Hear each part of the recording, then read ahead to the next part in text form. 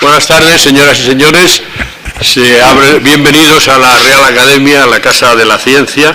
Se abre la sesión que tiene por objeto dar posesión de su plaza de académico de número al excelentísimo señor don Avelino Colma Canós. Los académicos señores Bonet Solves y Valcárcel Cases se servirán a acompañar al estrado al nuevo académico.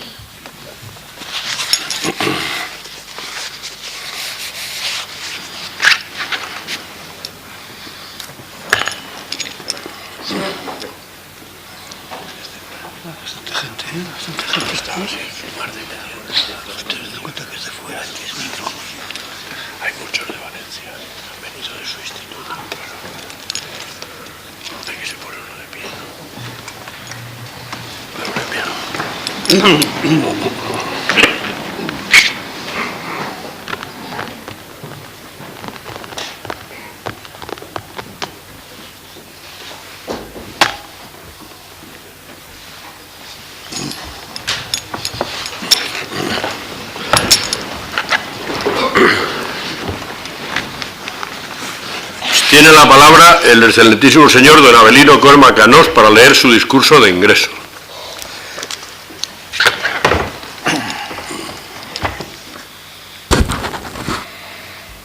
Excelentísimo señor presidente de la Real Academia, excelentísimos señores académicos, queridos compañeros y amigos, señoras y señores. Con gran satisfacción y profundo agradecimiento comparezco en este solemne acto con el que la muy docta Real Academia de Ciencias me recibe como académico de número, a propuesta de mis colegas, los excelentísimos señores don Miguel Ángel Alario y Franco, don José Elguero Bertolini y don Arturo Romero Salvador.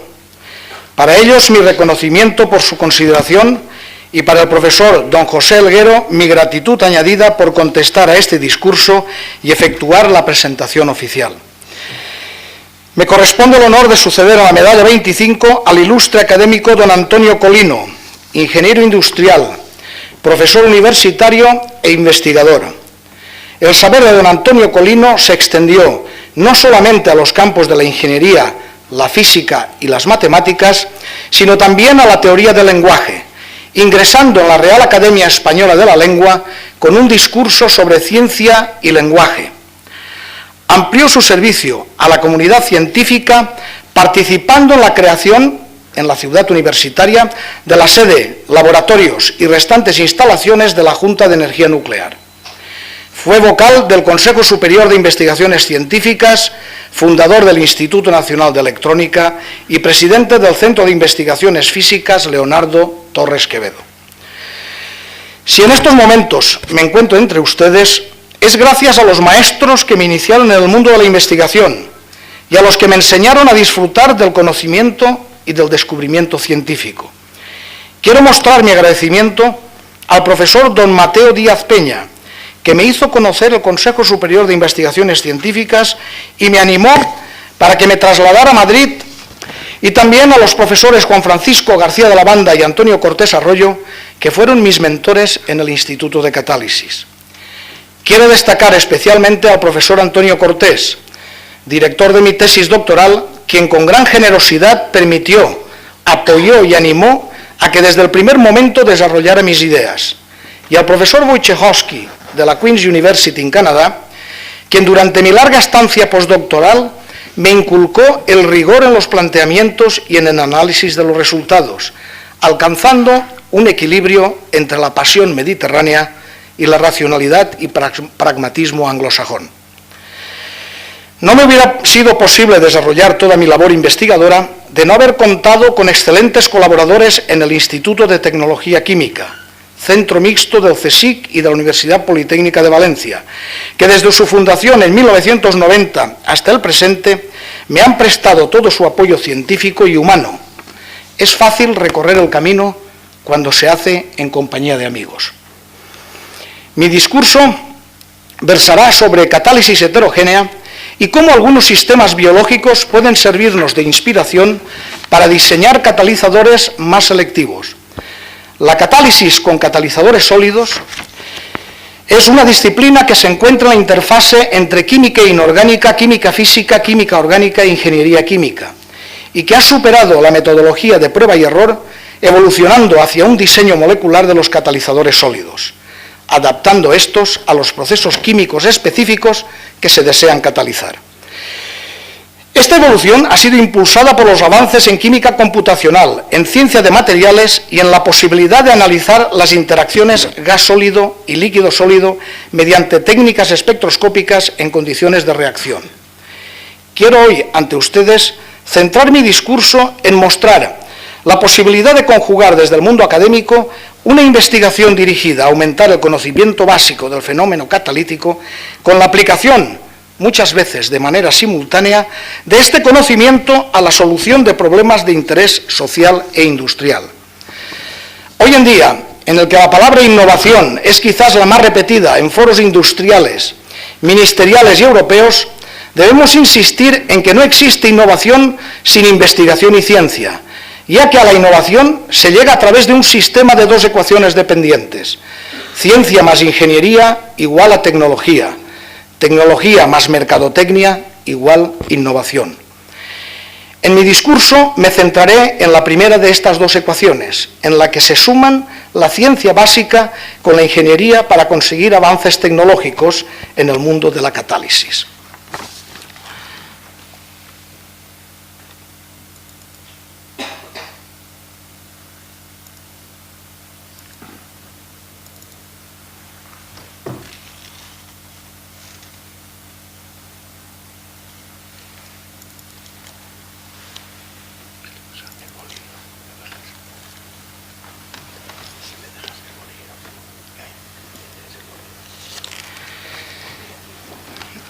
Si se define un catalizador como una molécula o, en general, un compuesto químico capaz de aumentar la velocidad de la reacción, dirigiéndola, además, hacia el producto deseado, resulta evidente que el paradigma de catalizador activo y selectivo son las enzimas. En estas podemos distinguir lo que sería el centro activo propiamente dicho, el centro activo propiamente dicho, y que correspondería a un centro ácido básico metálico, cuyas propiedades electrónicas se modularían, por ejemplo, en el caso de las metaloenzimas, por medio de ligandos formados por moléculas orgánicas, permitiendo una mayor estabilización del estado de transición de la reacción deseada con respecto a otras posibles reacciones competitivas y, en consecuencia, logrando una mayor selectividad al producto deseado. Más aún, la presencia de grupos proteicos en la enzima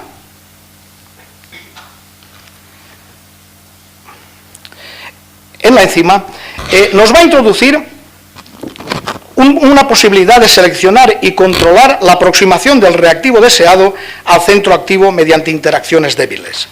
Así pues, podríamos decir que las propiedades de las enzimas que hacen que sean catalizadores altamente selectivos serían la presencia de centros activos aislados y bien definidos, junto con la presencia de canales dinámicos para la aproximación del reactivo al centro activo.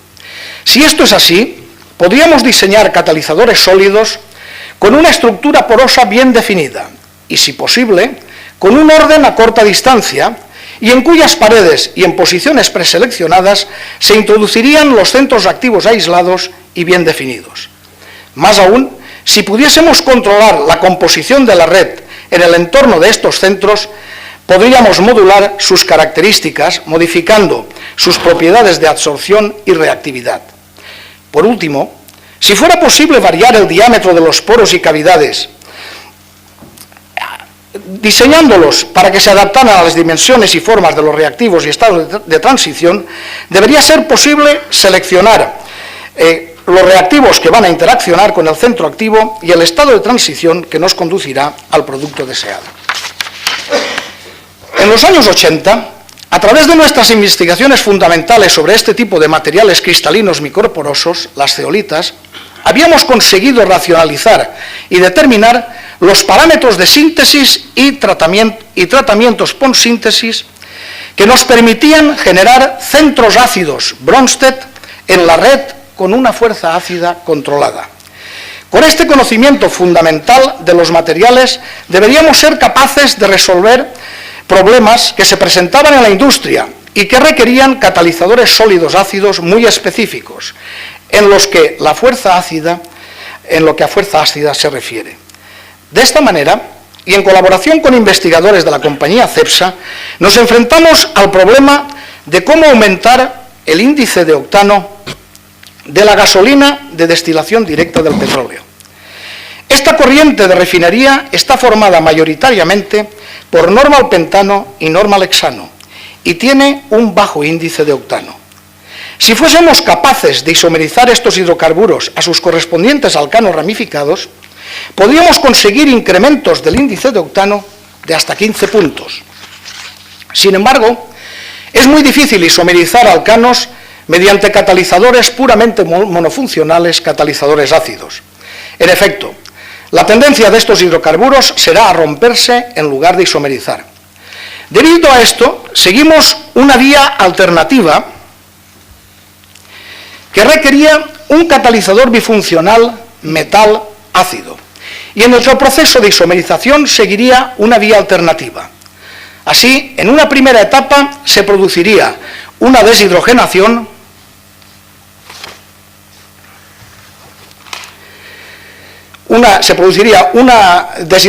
sobre el componente metálico, seguida por una activación de la olefina resultante mucho más reactiva, ya con el centro activo del catalizador. En este caso, modulando la acidez del catalizador, deberíamos ser capaces de conseguir la isomerización de cadenas selectivamente, produciendo la olefina ramificada, que sería finalmente hidrogenada a la isoparafina final, que nos daría un mayor índice de octano. Este trabajo, que se realizó en los laboratorios, se continuó en la compañía Cepsa en lo que fue planta piloto y, como pueden ver, ya se consiguió con el catalizador final obtenido una actividad muy superior a la que existía con la tecnología presente hasta ese momento. Los estudios de planta piloto dieron suficiente confianza para poder pasar a lo que sería la planta comercial. Se instauró la planta comercial, que entró en funcionamiento en la compañía Cepsa. Esta fue la primera, y a partir de esta se han instalado 20 más en todo el mundo, siendo una tecnología desarrollada totalmente en España, desde lo que es la parte de los catalizadores hasta el producto final. Sin embargo, hasta ese momento habíamos conseguido únicamente controlar lo que eran las características del centro activo. Queríamos ir un paso más allá, como decíamos en el caso de las enzimas, y controlar también lo que serían los canales de aproximación de las moléculas al centro activo. Para ello teníamos que diseñar los materiales microporosos con tamaños parecidos a los de las moléculas que queríamos hacer reaccionar. Para poder conseguir esto, podemos utilizar compuestos orgánicos que actuarán como plantilla sobre la que construiremos ahora el esqueleto de silicio, aluminio o de otros elementos que nos conformarán la estructura cristalina del material y en cuyas paredes podremos introducir los centros activos. Controlando las unidades secundarias de construcción que nos forman esta estructura cristalina, así como el tamaño y la forma del compuesto plantilla, deberíamos poder diseñar un catalizador a medida. Finalmente, una vez formado el material, mediante combustión podíamos eliminar el compuesto plantilla y nos quedaría impresa su forma y tamaño en esta estructura cristalina. Esto fue el primer ataque que hicimos al problema.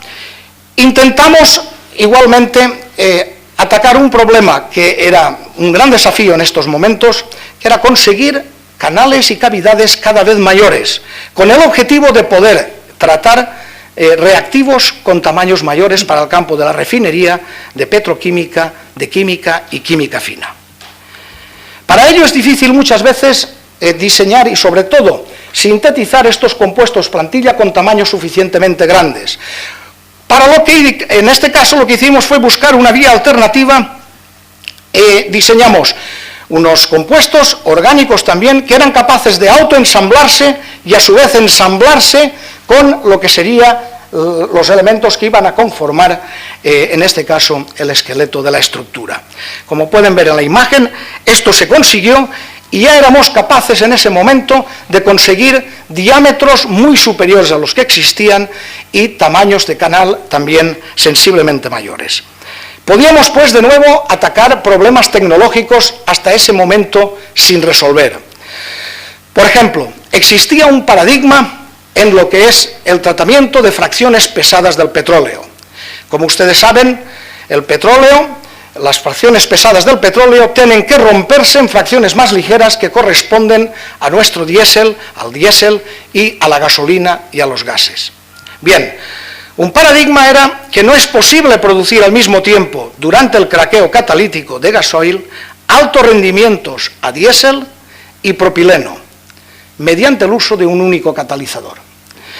Sin embargo, existe una demanda, sobre todo en Europa, para conseguir mayores rendimientos a diésel y mayores rendimientos a propileno. Nuestros compañeros de ingeniería química verían que modificando las condiciones del reactor, modificando las condiciones de la planta, no íbamos a poder conseguir esos objetivos. Sin embargo, nosotros pensamos en una vía alternativa. La vía alternativa sería de nuevo diseñar un catalizador a medida con estas variables que habíamos estado comentando anteriormente. Si queríamos hacer reaccionar moléculas grandes, lo primero que tendríamos que lograr eran estructuras con poros lo suficientemente grandes para permitir la difusión de estas moléculas en el interior de los poros y en las paredes dentro de estos poros localizar lo que eran los centros activos y de esta manera conseguir la reacción que queríamos. Luego diseñaríamos, en este caso, un material con poros extra grandes para que penetrasen las moléculas del gasoil de vacío, se rompiesen, nos diesen diésel y gasolina, el diésel difundiera hacia afuera rápidamente para evitar recraquearse y por tanto perder rendimiento, mientras que la gasolina haríamos que se recraquease para que nos condujese a propileno. Bien, con estas premisas empezamos a sintetizar nuestros materiales sobre la base de lo que habíamos descubierto anteriormente de cómo controlar tamaños de cavidades y poros. Y al final conseguimos una nueva estructura con poros extra grandes, los más grandes conocidos hasta este momento, y cruzados por otros canales que nos permitirían precisamente el craquear las moléculas en el poro grande de alimentación y la gasolina en los poros más pequeños que habíamos conseguido como transversales a los poros más grandes. Bien, la hipótesis que teníamos es que deberíamos aumentar al mismo tiempo diésel y propileno, y veamos si eso es verdad. Como ustedes pueden ver, cuando comparábamos con lo que era el estado del arte en esos momentos, el primero de los catalizadores USI, para la misma conversión prácticamente en los dos, vemos como con el que habíamos conseguido, ITQ 33, Instituto de Tecnología Química 33, aumentábamos en más de 4 puntos la cantidad de diésel y duplicábamos prácticamente la de propileno. El objetivo, pues, de esta manera se había conseguido. Pero había abierto un nuevo campo para conseguir estructuras perfectamente ordenadas, cristalinas, catalíticamente activas, con poros extra grandes y podíamos ir todavía a más grandes. De esta manera, recientemente, conseguimos lo que es el primer material cristalino mesoporoso. Esto ha hecho que cambie la definición de lo que eran las zeolitas. Ya no podemos decir nunca más que son materiales microporosos cristalinos, tendremos que decir que son materiales microporosos y mesoporosos cristalinos. Si antes he hecho hincapié en la utilidad del diseño de estos poros, quiero mostrarles ahora cómo en muchas ocasiones estos poros se quedan limitados porque las moléculas que estamos formando se absorben muy fuertemente, difunden muy lentamente, bloquean los poros y la actividad de estos catalizadores en principios selectivos es muy baja, se desactivan muy rápidamente.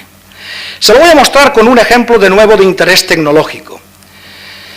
Para obtener poliuretanos, estos se obtienen a partir de un intermedio, el diamino-difenilmetano, que a su vez se obtiene industrialmente haciendo reaccionar anilina con formaldehído con una disolución de ácido clorhídrico en agua. El catalizador contiene 10% de su volumen, es precisamente una disolución de ácido clorhídrico en agua. Está claro que esta no es una química moderna, pero sin embargo se sigue utilizando. Tiene problemas de corrosión, tiene problemas de separación de productos y tiene problemas de enormes cantidades de residuo.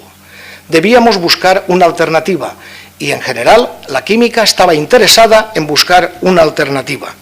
Por supuesto que la industria lo había intentado, y lo había intentado de tal manera que existían patentes prácticamente con cualquier catalizador sólido ácido que se hubiera descrito en la literatura. Los que mejor iban eran zeolitas, en este caso una zeolita beta, pero que nunca se aplicó comercialmente porque el problema era la rápida desactivación del catalizador. Sería interesante, en cualquier caso, si consiguiéramos un catalizador sólido, porque en este momento se acabó el utilizar catalizadores ácidos corrosivos. Además, únicamente no necesitaríamos separar, directamente el producto sería destilado, no generaríamos ningún residuo. Lo primero que hicimos fue hacer uso de las técnicas que antes les describía de dinámica molecular y simulaciones para estudiar lo que son las etapas de difusión y de absorción dentro de esos poros.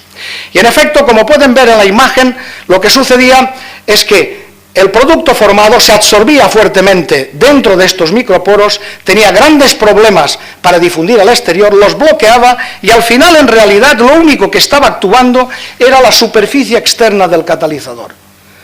Conclusión: no podemos utilizar los microporosos, pero sin embargo, si fuésemos capaces de estos grandes cristales,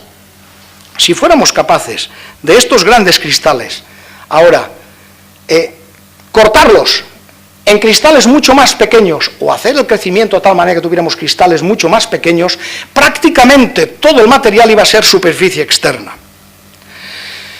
Se nos ocurrió una manera de poder hacer esto, como fue el detener el crecimiento cristalino antes que las monocapas se juntasen. Y antes de que se juntasen, expandirlas y deslaminarlas. Y una vez deslaminadas, como pueden ver en la imagen, todo eran copas abiertas al exterior, era todo superficie externa. De tal manera que nuestras moléculas lo único que tendrían que hacer es llegar a estas cavidades, no poros, absorberse, reaccionar y desorberse. Para mostrarles que esto en efecto es así, si partimos de lo que sería una zeolita convencional, el área externa, la única que es activa catalíticamente, era del orden de 34 metros por gramo. En el momento en que hicimos esta deslaminación, el área pasó a ser 900 metros cuadrados por gramo. Habíamos multiplicado por un número muy elevado la accesibilidad de estos materiales. Los resultados fueron espectaculares, como pueden ver en la gráfica, como les voy a mostrar en la gráfica. Ven como nuestros catalizadores, estos materiales deslaminados, mantenían su actividad, mientras que los que existían, los que se habían preparado en la industria anteriormente, con poros bloqueados, se desactivaban rápidamente. El desarrollo de esto con una compañía multinacional, Huntsman, ha dado lugar al primer proceso catalítico, para este proceso con catalizadores sólidos, que ya instalado, en estos momentos se encuentra ya instalada la primera planta de demostración en Texas. Hasta ahora les había hablado de lo que es la localización de centros activos ácidos Bronsted en la pared de estas estructuras cristalinas con poros determinados. Pero como ven en la imagen, podríamos colocar distintos tipos de centros activos. Podríamos colocar centros Lewis, básicos, redox. Si el principio es adecuado, podríamos catalizar un elevado número de reacciones manteniendo los conceptos de selectividad y vida del catalizador. Como ven, introdujimos otros elementos, titanio, y en este caso en un número elevado de estructuras, lo cual nos permitía de nuevo atacar un rango amplio de problemas industriales. Uno de ellos es la epoxidación de propileno para obtener óxido de propileno. Estamos hablando de cientos de miles de toneladas actuales en este caso. Bien, la tecnología existente hasta el momento funcionaba muy bien, se obtenían buenas selectividades, pero se obtenía siempre un coproducto que podía ser utilizado, pero si la demanda no coincidía de los dos, se acumulaban stocks. Estaba claro que no era la tecnología más adecuada. En nuestro caso, ideamos otra tecnología con un catalizador sólido, conteniendo titanio, estructurado, en el que además utilizábamos como portador de oxígeno una molécula orgánica, cedía el oxígeno, se regeneraba dentro del mismo proceso. Este proceso lo licenciamos a Sumitomo y junto con ellos logramos que fuera a una etapa comercial, teniendo ya esta compañía 2 plantas comerciales en el mundo, cada una de ellas con más de 30 toneladas de catalizador. Esta es una de las plantas. Si éramos capaces de introducir titanio, deberíamos ser capaces de introducir otros elementos. Si mirábamos a la tecnología química y a la ciencia básica en química, observábamos que había procesos que estaban claramente anticuados desde el punto de vista no solamente tecnológico, sino también desde el punto de vista medioambiental.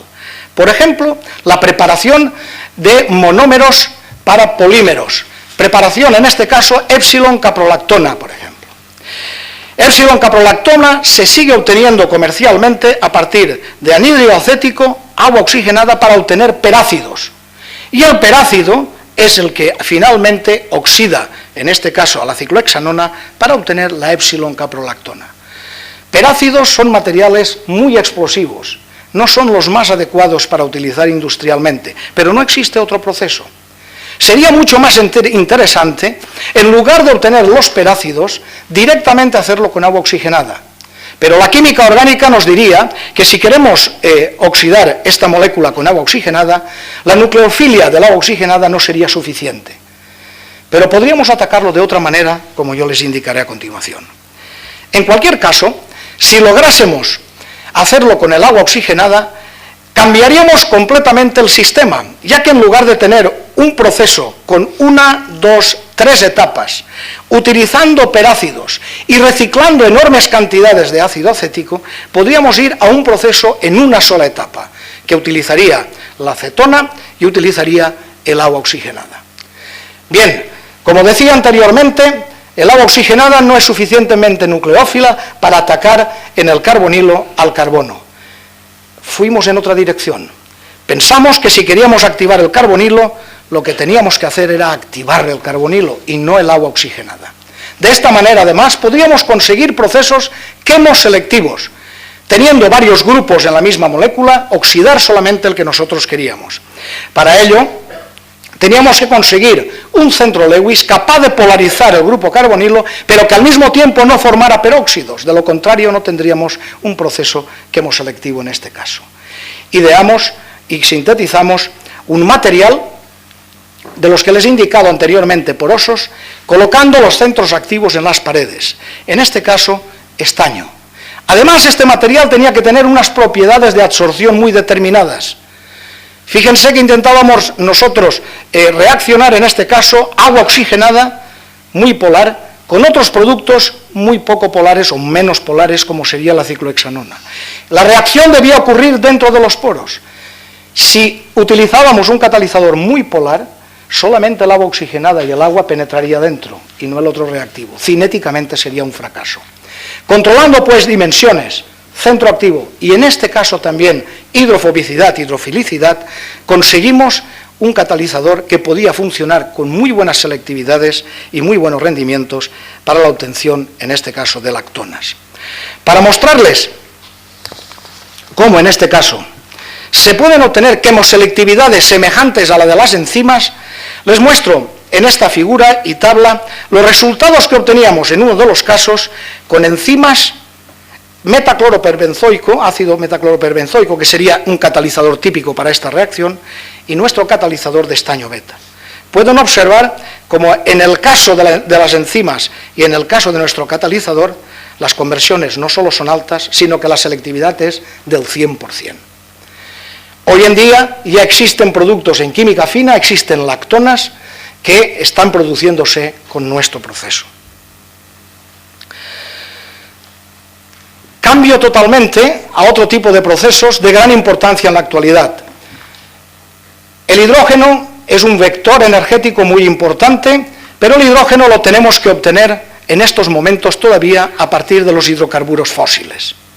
Los obtenemos fundamentalmente, o lo obtenemos fundamentalmente a partir del metano. Metano, hacemos un reformado de metano, obtenemos hidrógeno, y para poder producir este hidrógeno en el reformador se necesita una corriente de metano muy baja en compuestos azufrados. Sin embargo, con las tecnologías normales existentes, se puede llegar a 20 ppm. Sin embargo, si se quiere tener un proceso con éxito, se debe bajar a menos de 10 ppb. Existían tecnologías que lo podían bajar a 20 ppb, pero que necesitaban de 4 lechos catalíticos. Procesos complicados porque debían compaginar no solamente los 4 catalizadores, sino también las condiciones de reacción en que cada uno trabajaba.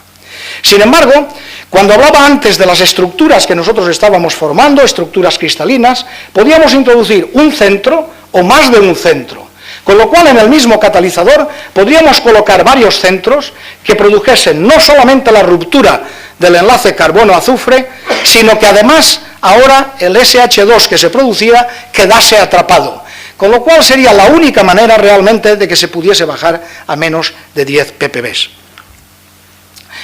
Diseñamos este tipo de materiales, los construimos, los sintetizamos y en colaboración con la empresa Johnson Matthey de Inglaterra, estos han ido a etapa comercial y en estos momentos existen ya más de 10 unidades en el mundo funcionando con este nuevo catalizador.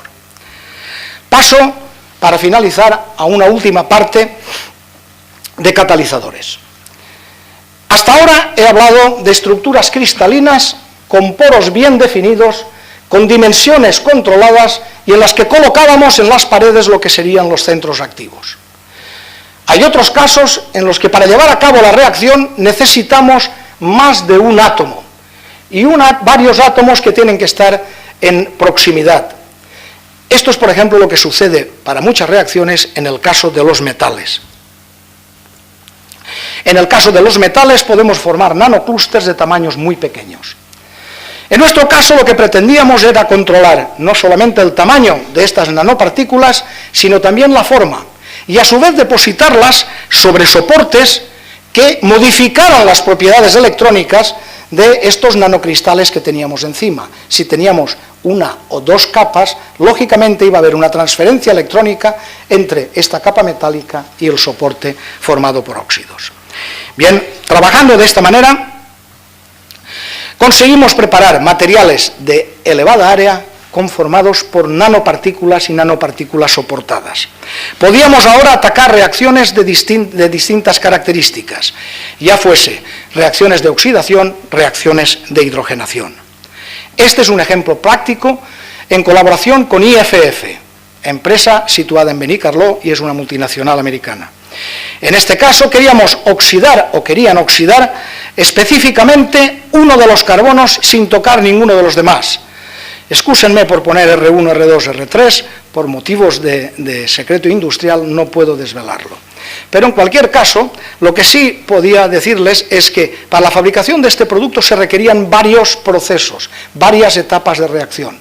Con un catalizador adecuadamente diseñado, la reacción se llevaba a cabo en un solo paso y, como ven, con selectividades muy elevadas. Para mostrar el impacto que pueden tener estos catalizadores sobre el medio ambiente, les muestro un ejemplo sobre la preparación de, en este caso, de parafenil azofenol. Los azos son colorantes ampliamente utilizados en la industria y el proceso actual que se utiliza, como pueden ver en la figura, utiliza 2 moléculas de ácido clorhídrico por cada molécula de producto final que se obtiene, produciendo a su vez 2 moléculas de cloruro sódico, que tienen que diluir en agua utilizando grandes cantidades de agua. Tienen que utilizar también una molécula adicional de nitrito sódico. Podríamos buscar un camino alternativo en el que no fueran necesarios 3 etapas de reacción y en el que no se produjese ningún subproducto. Para ello pensamos en estos nanoclústeres de metales sobre un soporte adecuado. Sería muy interesante si, igual como en el caso anterior, partiendo de la anilina, el mismo compuesto, pudiéramos llegar al producto final en una sola etapa y sin producir ningún subproducto. Efectivamente, mediante un catalizador de oro en titanio, pueden ver cómo se consiguen conversiones del orden de casi el 99% con selectividades del 96%. Pero podríamos ir un paso más allá, porque industrialmente la anilina que he colocado aquí y que es la materia prima de partida, a su vez se obtiene de otro producto previo, de otro reactivo previo, que es el nitrobenceno. Nitrobenceno que tienen que hidrogenar en una etapa y a continuación en 3 etapas más llevarlo hasta el producto final. Quizá lo pudiéramos hacer todo en un solo reactor, si no en una sola etapa todo, por lo menos en un solo reactor. Y este es el caso que les muestro, cómo partiendo ahora de nitrobenceno, en una primera etapa en el mismo reactor lo reducen y con el mismo catalizador lo reducen a anilina y a continuación esta anilina la oxidan al producto azo, con rendimientos, conversiones del 100% y selectividades del 92%.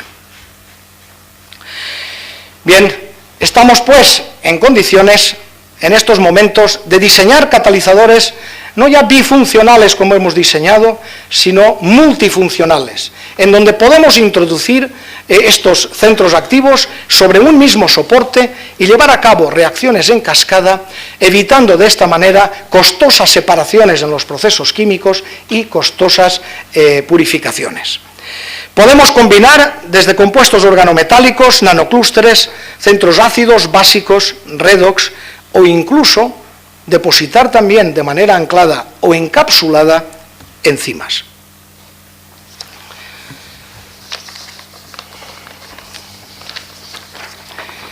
Llego al final de mi discurso reiterando mi agradecimiento a todos mis colaboradores directos, sin cuyo esfuerzo, dedicación y confianza hubiera resultado imposible la realización de nuestros trabajos.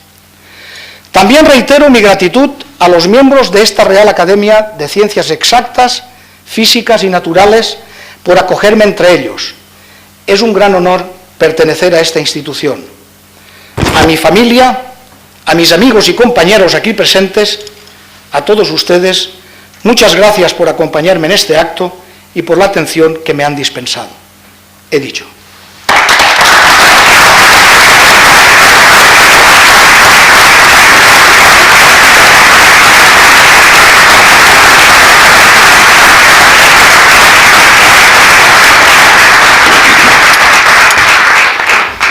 Muchas gracias. Tiene la palabra el excelentísimo señor don José Elguero Bertolini para contestar al señor Cormac Canós en nombre de la Academia. Excelentísimo señor presidente, excelentísima señora académica, excelentísimos señores académicos, queridos compañeros, señoras, señores. Es para mí un gran honor recibir en nombre de los miembros de esta Real Academia de Ciencias Exactas, Físicas y Naturales al doctor Albelino Cormac Canós. Siento por Albelino Cormac profunda admiración y gran amistad. Para muchos, entre los que me encuentro, es el mejor químico que ha producido este país en toda su larga y azarosa historia. Pudo haber otros, pero sus esperanzas se vieron frustradas por nuestro turbulento pasado. Voy a dividir este discurso en 2 partes, la laudatio y un breve comentario al discurso que acabamos de oír y que yo he tenido tiempo de leer. Albelino Cormac Canós nació en 1951 en Moncofa, provincia de Castellón. Se graduó en Ciencias Químicas en la Universidad de Valencia y se doctoró en la Universidad Complutense de Madrid en 1976 bajo la dirección del profesor Antonio Cortés en el Instituto de Catálisis y Petroquímica del Consejo Superior de Investigaciones Científicas. Después de 2 años de estudios en Canadá, en el 79 se incorporó al CSIC como investigador, en el 87 pasó a ser profesor de investigación y de 1990 dirige el Instituto de Tecnología Química, el famoso ITQ, centro mixto entre el CSIC y la Universidad Politécnica de Valencia. Es miembro de la Academia de Ingeniería y de la Academia Europea. Ha recibido muchos premios y distinciones, entre ellos el Dupont, el Leonardo Torres Quevedo, el Rey Jaime I, el Premio México de Ciencia y Tecnología, y acaba de recibir el muy importante Premio Rodia Pierre Gilles de Gennes. Dentro de unos días recibirá la medalla de oro del Foro Química y Sociedad al mejor químico español del último decenio. Albelino, además, es doctor honoris causa por las universidades de Utrecht, Múnich, UNED y por las universidades de Valencia y Jaime I de Castellón. Albelino Cormac ha escrito alrededor de 1000 artículos en las más prestigiosas revistas, es autor de varios libros y reseñas y ha dirigido numerosas tesis doctorales. Según un estudio del Instituto Thomson, ha publicado 2 revisiones que superan las 1000 citas, un Chemical Review de 1997 con 2.150 citas y otro Chemical Review de 1995 con 1.200 citas, así como un artículo que supera las 500 citas, un Chemical Communication de 1994. Pueden observar cifras espectaculares. Avelino Corma es el español más citado, tanto en el área de química como en el área de materiales. Hay muchos químicos que publican en el mundo, 100.000 quizás. La lista para la química del Instituto Thomson para el periodo 1998-2008 solo comprende a los 10.000 más citados. Avelino Corma figura en la posición 84 con más de 8.000 citas. Se ha escrito que la cantidad perjudica la calidad. El profesor Avelino Corma es un ejemplo paradigmático de que se puede publicar mucho y bien. Aunque muchos piensan que Popper ha tenido una fama inmerecida, me parece que desde que falleció en 1994 está pasando por un periodo de relativo olvido que terminará pronto para alcanzar una posición donde se examinen serenamente sus trabajos y se valoren sus diferentes contribuciones. En un pensador tan prolífico como Sir Karl Popper hay aspectos muy diversos, desde teoría de la probabilidad y física cuántica a posiciones políticas neoconservadoras, pasando por un modelo idealista del cerebro humano. Hoy nos interesa una de sus contribuciones, la separación del contexto del descubrimiento y del contexto de la justificación. Esta distinción fue hecha por primera vez por Popper en su libro Logic der Forschung en 1934. Según Popper, el filósofo se ocupa de cuestiones lógicas, es decir, de las relaciones que se dan entre los enunciados. Sus preguntas, dice Popper, son del tipo: ¿puede justificarse un enunciado? En caso afirmativo, ¿es contrastable? ¿Depende lógicamente de otros enunciados? Tales cuestiones solo surgen después de que las teorías han sido formuladas. De ahí que en este tipo de análisis se deje de lado todo lo relacionado con la naturaleza del descubrimiento científico. La forma en que efectivamente se descubre o enuncia una teoría, el contexto del descubrimiento, solo se considera de interés para el psicólogo o el sociólogo. Karl Popper, en un apartado de la lógica del descubrimiento científico, significativamente denominado eliminación del psicologismo, sostiene que la distinción entre los dos contextos de la siguiente forma. He dicho más arriba que el trabajo del científico consiste en proponer teorías y en contrastarlas. La etapa inicial del trabajo, consistente en concebir o inventar una teoría, no exige el análisis lógico ni es susceptible de él. La cuestión de cómo se le ocurre una nueva idea a una persona, ya sea un tema musical, un conflicto dramático o una teoría científica, puede ser de gran interés para la psicología empírica, pero carece de importancia para el análisis lógico del conocimiento científico. Este nos interesa por cuestiones de hecho, el quid facti de Kant, sino únicamente por cuestiones de justificación o validez, el quid juris kantiano. Si examinamos la producción científica de Avelino Corma desde la perspectiva del contexto de la justificación, poco podemos decir y poco útil van a ser nuestras indagaciones. Hoy los químicos cometen escasos errores. Son errores pequeños y los corrigen ellos mismos, con alguna anecdótica excepción. Muchos y muy grandes han sido los sabios que han reflexionado sobre el contexto del descubrimiento, Poincaré, Einstein y Cajal, entre otros. Si Popper tiene razón, el proceso que les llevó a las teorías que son famosos se parecen a los de un Beethoven, de un Cervantes o de un Miguel Ángel cuando componían, escribían o esculpían. Es claro que los mejores expertos en esos creadores siempre serán incapaces de producir obras similares. De eso se deduce que por mucho que estudiemos las obras de grandes sabios, nunca llegaremos a ser como ellos. ¿Quiere eso decir que es inútil leer lo que han escrito sobre el proceso que les llevó a sus grandes descubrimientos? En primer lugar, pensamos que el proceso de creación artístico es menos susceptible de análisis racional que el científico, con la posible excepción del matemático. En segundo lugar, nadie pretende convertirse en otro Ramón y Cajal, por mucho que lea y relea sus reglas y consejos sobre la investigación científica. Sencillamente se trata de avanzar unos pasos por el sendero de la ciencia. Con ayuda de Avelino Corma he seleccionado sus 78 publicaciones más significativas. Zeolita y catálisis, 35 publicaciones, incluyendo el Chemical Review del 95, catálisis básica, 10 publicaciones, mesoporosos y catálisis, 15 publicaciones, incluyendo el Chemical Communication y el Chemical Review del 97, relación catálisis homogénea, catálisis heterogénea, 5 publicaciones, metales, oro, nanopartículas, 13 publicaciones. No se trata de leerlos por su contenido científico ni destacar en qué grandes revistas están publicados, sino de bucear tratando de encontrar el fondo, siguiendo el consejo de François Rabelais en el prólogo de Gargantua, rompre-lo si c'est la substantifique moelle.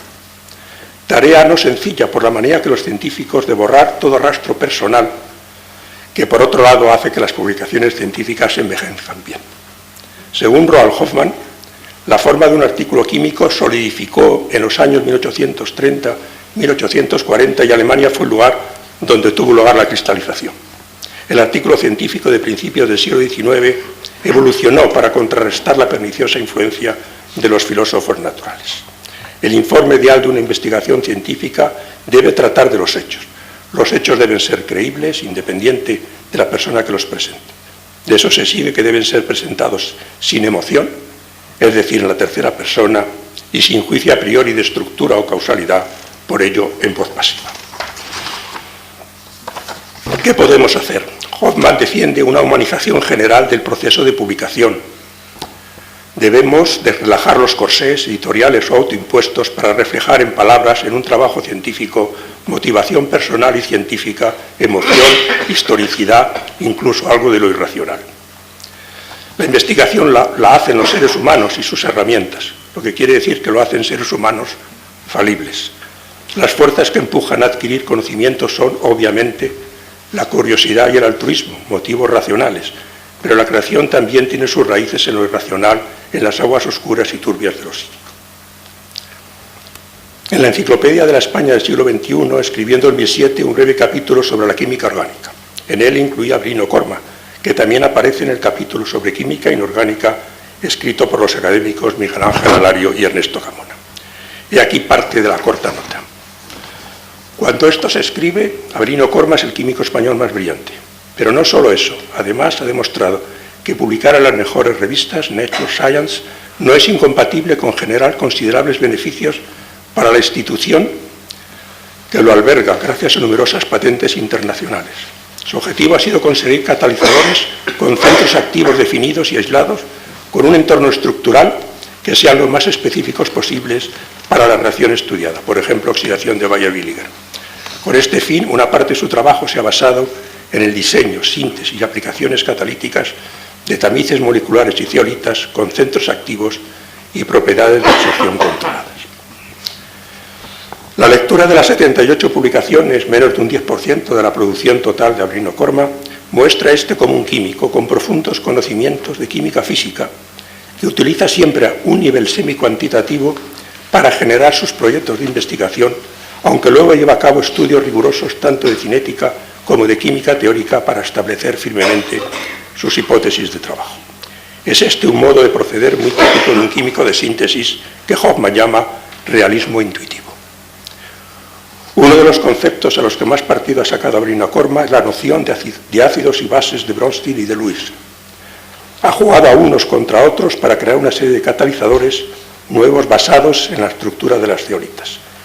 Todos los químicos saben lo que son. Un ácido de Bronsted es un dador de protones y un ácido de Lewis es un aceptor de pares de electrones. Definiciones cercanas pero sutilmente diferentes. Otro aspecto que destaca las publicaciones de Bruno Corma es una brillante imaginación tridimensional. Los modelos moleculares, para un químico un modelo molecular representa a la vez una molécula aislada y el catalizador de una columna de craqueo, lo microscópico y lo macroscópico, lo cuántico y lo clásico, ayudan, pero sin duda algunos investigadores tienen más dotes que otros. Cuando se lo oye dar una conferencia parece que habita en el interior de una zeolita. El haber vivido con la imaginación en un espacio restringido le ha llevado a nociones como las de efecto de confinamiento de gran relevancia dentro y fuera de su campo. Allí solo caben ciertas moléculas. Bruno ha dado un salto de imaginación.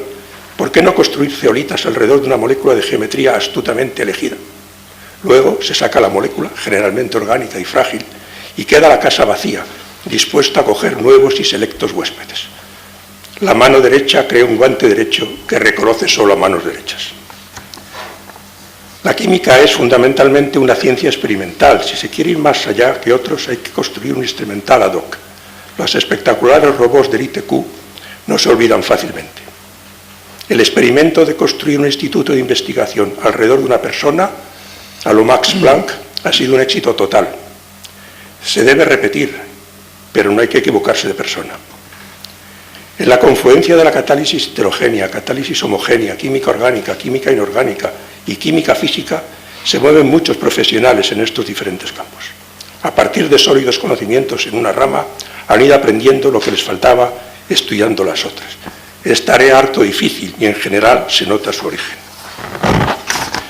La química es una, pero los lenguajes son distintos y cuesta dominarlos todos. Por eso colaboramos los unos con los otros.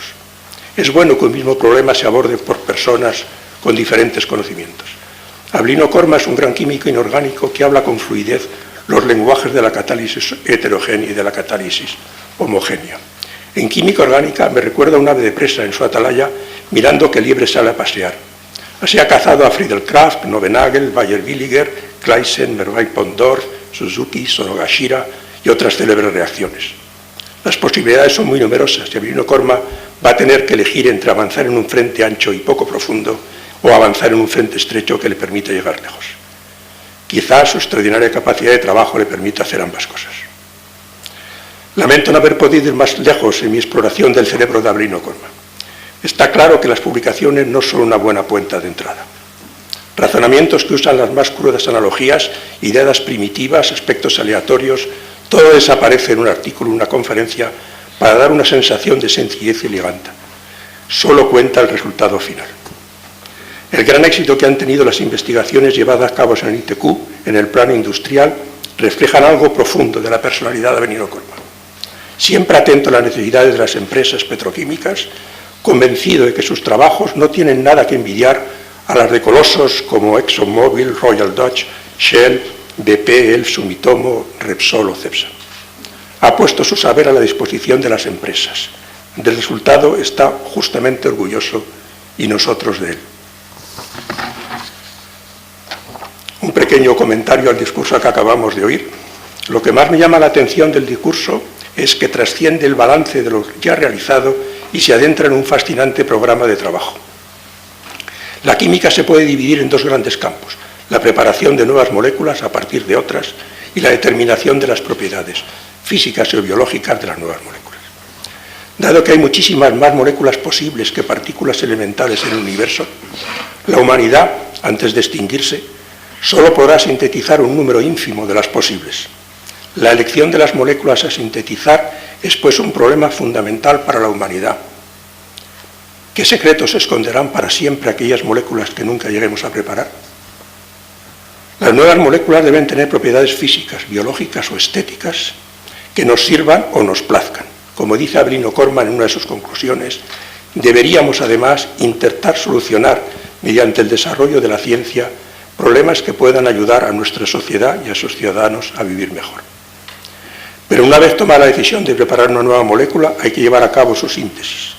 Este es el dominio en el que se sitúa la ingente labor de nuestro nuevo académico.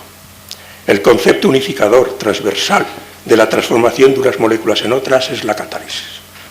Todos los procesos que ocurren en los seres vivos están catalizados, y la mayoría de los artificiales también.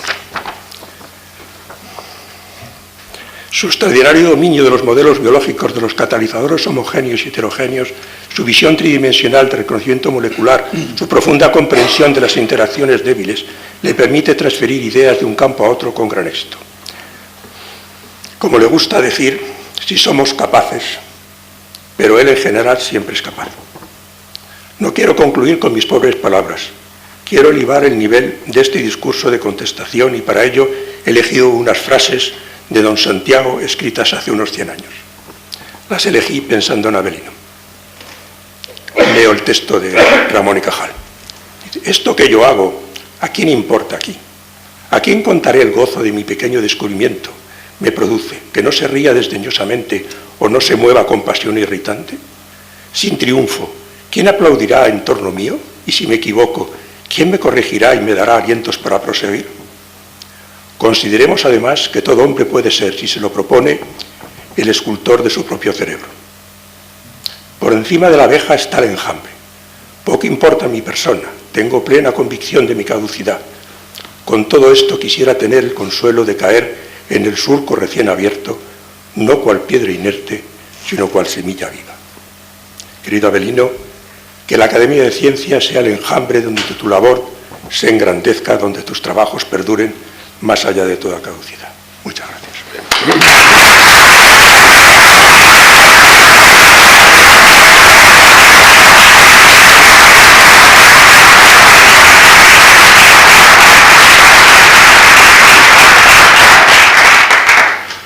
El señor Cormac Canós se servirá a acercarse para recibir la medalla y el diploma que le acredita como académico de número.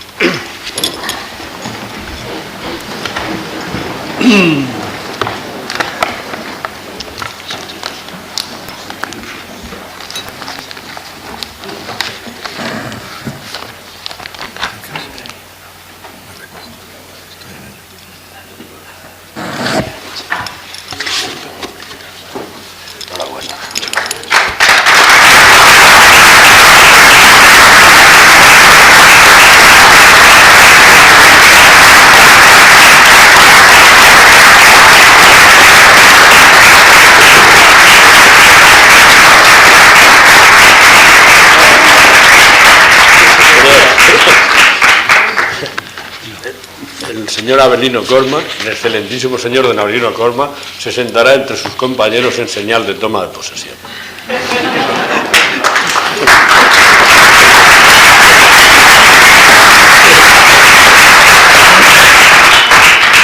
Bueno, y ahora, según es costumbre, el presidente tenía que levantar la sesión y lo va a hacer, pero antes de hacerlo va a agradecerles su presencia una vez más en este acto brillante en el que la química ha brillado al máximo nivel, y les quiere decir que en la Academia de Ciencias se hace ciencia, pero de una manera distinta a como se hace en el laboratorio. Comunicamos ciencia. Entonces, tenemos un programa que se llama Ciencia para Todos, que es todos los jueves de febrero a junio. Entonces, están ustedes invitados. Si no pudiesen asistir, como los que no han podido asistir a esta magnífica conferencia del profesor Corma y a la no menos magnífica contestación del profesor Elguero, existe una videoteca a la que se accede por la página web de la Academia, en la que pueden ustedes volver a tener el placer de oír esta charla o todas las charlas que aquí se pronuncian.